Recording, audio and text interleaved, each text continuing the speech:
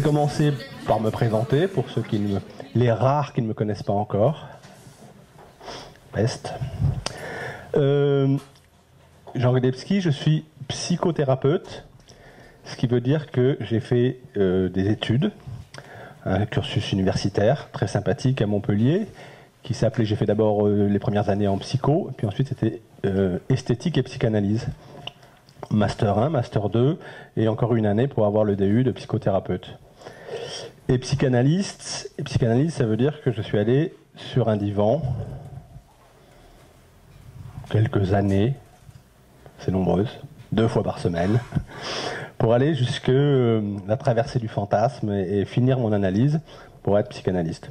Et puis aussi une formation sur le divan, voilà, qui permet d'y être passé, quoi. Donc les deux se complètent bien. Voilà, c'est bien d'avoir des gens qui ont de la théorie, mais aussi qui ont passé les choses. J'ai écrit 2 ouvrages extraordinaires. Un qui est excellent pour faire la sieste, qui est notamment brillant, qui s'appelle Le tout dernier Lacan. Je vous le recommande si vous avez des insomnies, c'est très bon. C'est écrit en lacanien, donc il faut quand même être très versé sur Lacan pour le lire. Ceci dit, Le tout dernier Lacan, c'est extrêmement intéressant. Et un deuxième plus lisible, qui est tout ce que vous faites pour la personne, sans la personne, vous le faites contre la personne.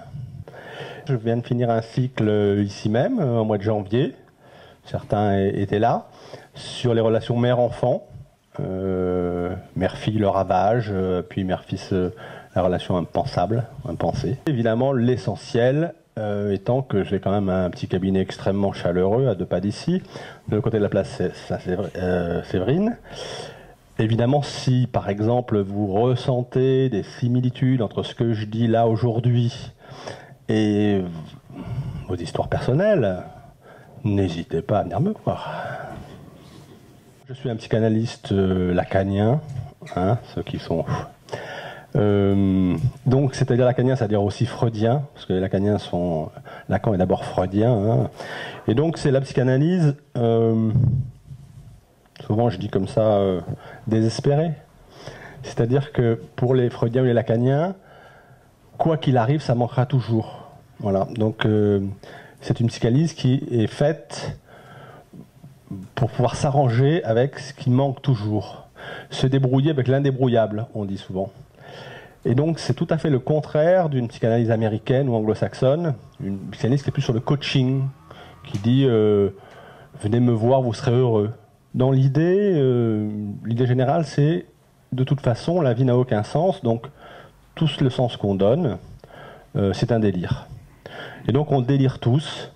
Et donc comme on délire tous, eh ben, je vois pas pourquoi mon délire serait meilleur que celui d'à côté ou celui de l'autre.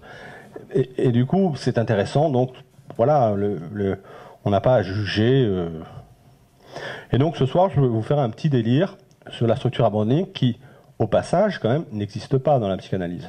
Il faut quand même le savoir.